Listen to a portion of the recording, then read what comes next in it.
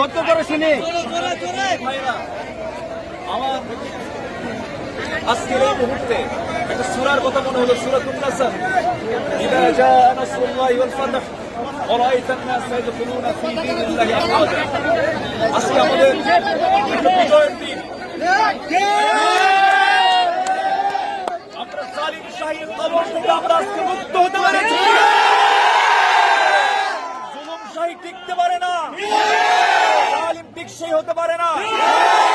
ফেরাউন তার সাক্ষী, হামান তার সাক্ষী, যুগে যুগে নব্য ফেরাউনরা তার সাক্ষী। আমরা সেই জুলুম শাহীর অবসান ঘটাতে পেরেছি। আমরা শুকর আদায় করছি আল্লাহ তাআলার। সেই সমস্ত শহীদদের স্মরণ করতে চাই, যে সমস্ত শহীদরা, যে সমস্ত যুবকরা তাদের বুকের তাজা প্রাণ ঢেলে দিয়ে এই দেশকে নতুন করে স্বাধীন করলো। আপনার রুহের মাগফিরাত কামনা করি।